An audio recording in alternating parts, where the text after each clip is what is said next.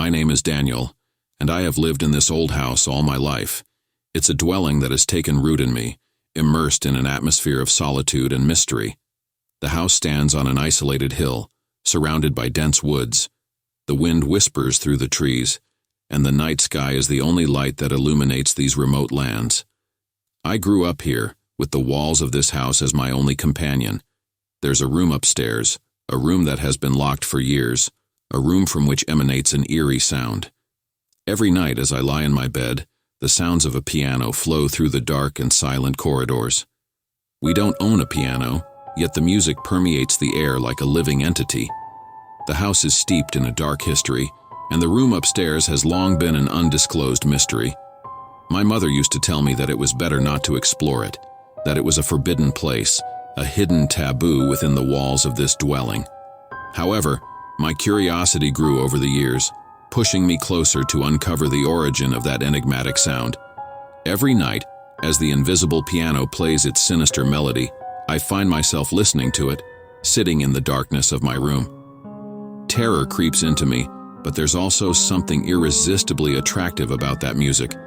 That room has become an enigma I must solve, a puzzle screaming to be completed. I feel it's time to discover the truth hidden behind that closed door.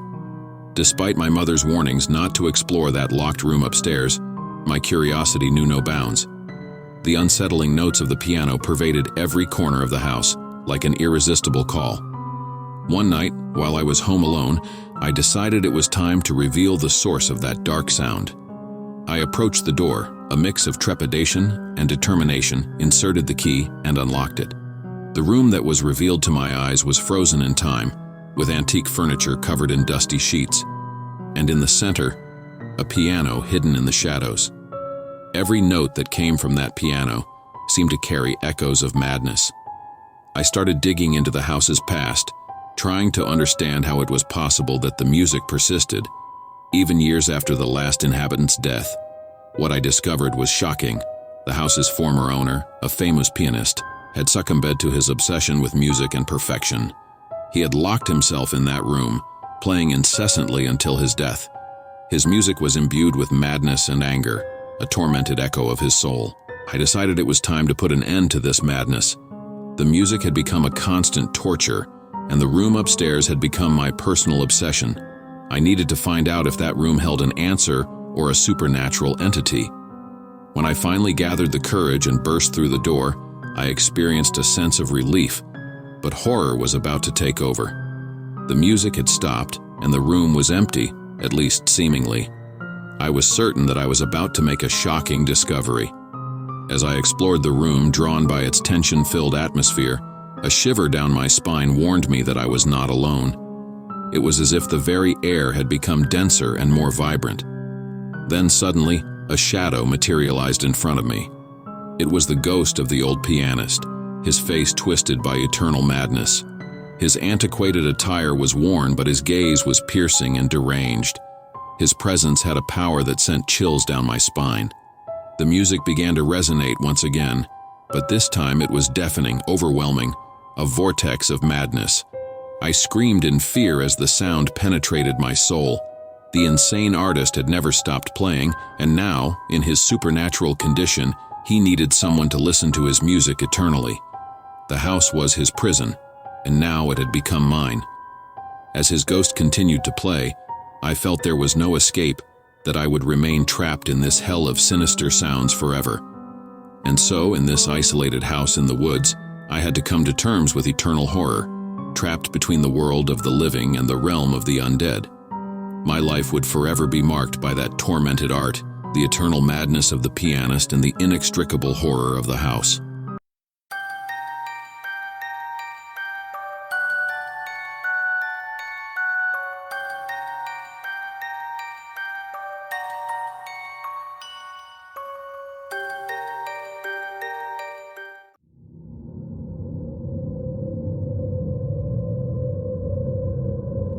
My name is John, and I've always lived in an isolated house on a hill. This dwelling, surrounded by a wild and untouched landscape, represented my refuge from the outside world. The quiet and serenity of this place were the only company I desired. One night, while I was alone, A cold autumn wind howled through the surrounding trees. Under the starry sky, I had already retired for the night, but an unexpected and unsettling sound made me jump from the couch. Footsteps. Footsteps coming from the darkness. Hidden in the darkness, I watched the shadow of a mysterious man as he moved stealthily through the house. It was as if the darkness had taken shape, with silent steps that seemed to move toward me. I couldn't comprehend who he was or what he wanted, but my heart began to beat faster and fear gripped me. I began to suspect that someone had illegally entered my home, perhaps a thief or something much, much worse. Calling the police was impossible in this remote area, as the phone signal was weak. I had to face this threat alone, armed only with my courage. Hiding behind the corner of a room, I observed the individual, trying to understand what he was seeking. He had a furtive air, but he didn't seem interested in material possessions. He was searching for something else, something darker. I tried to investigate discreetly, discovering that the man was an escaped murderer from prison. News reports stated that he was dangerous and unstable. He had escaped from authorities' custody and was now seeking temporary refuge. My house, located in an isolated area, had become his choice. I realized that not only was I in danger, but I had been chosen as an involuntary hostage in this situation. It was a threat that wouldn't hesitate to use violence to hide and evade capture. My only hope was to find a way to escape, or find a way to confront this menace. The murderer was getting closer and closer, and my terror grew exponentially. I felt trapped, surrounded by darkness and imminent threat. I had to find a way to escape or protect myself, but I had no weapons or escape routes. I hid in a room, trying to slow my racing heartbeat to avoid being discovered. Shadows danced around me as the man drew nearer. I was at the mercy of fate, ready to face the inevitable confrontation, praying to find an opportunity to survive. While hiding in that room, with my heart pounding wildly, I suddenly heard sirens approaching. Lights flashed through the windows. The police had tracked the murderer to my home. A group of armed officers stormed into my house, aiming to capture the man. The murderer surrendered quickly and was arrested without further incidents. As he was taken away in handcuffs, he cast me a menacing look and whispered, "I'll be back for you." That moment was an overwhelming relief, but at the same time, his sinister warning remained etched in my mind. I didn't know what the future held, but I knew that horror was not done with me yet. Fear and threat were now an integral part of my life, and my once peaceful refuge had been irreparably tainted.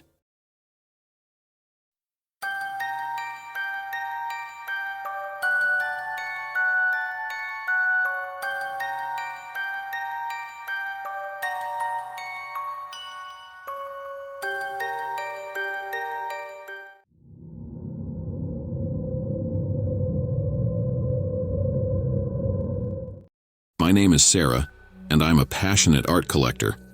My life revolved around art, and I had always sought unique and unsettling pieces. My latest discovery, an antique painting, deeply affected me. It was a modest-sized canvas, but the figure depicted at its center was extraordinary. A sinister and distorted face, with vacant eyes that seemed to peer into the soul of anyone who gazed upon it. My mind was fascinated by that image, and I couldn't resist the temptation to purchase it. It was as if that figure had a presence of its own, a story to tell. I had no idea how my life would change because of that decision. After hanging the painting in my house, things began to get strange. Its appearance seemed to subtly change from night to night. The figure at the center of the painting, initially just a sinister face, started to take shape with a malevolent smile. It was as if the canvas breathed, as if its subject were alive, if only in appearance. The house began to be filled with an eerie atmosphere, and the nights were filled with dark and disturbing dreams. I wondered if I had made a mistake bringing that cursed art into my life, but I couldn't tear my eyes away from that enigmatic figure. My quest for the truth led me to discover the horror hidden behind that canvas. The artist who had painted that picture was an individual with a tormented past.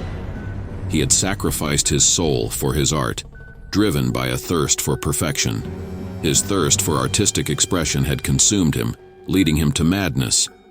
Each painting he created was a fragment of his soul, a part of himself imprinted on canvas.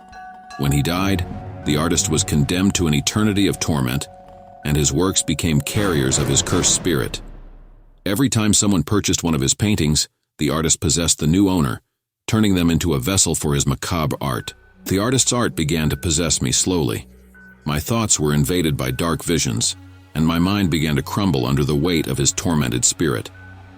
The boundaries between reality and the world painted in the canvas started to blur, bringing me closer to the precipice of madness. Nightmares became more vivid, and the nights became a succession of terrifying visions.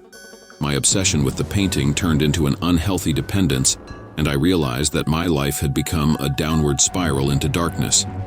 At the height of horror, I decided it was time to end this torment. I took the painting outside and burned it in the garden. Flames danced around the cursed artwork, and as it consumed itself, I felt a sense of liberation. But my desperate act came with a price. The cursed artist had invoked one last act of revenge, and he chose me as his next subject.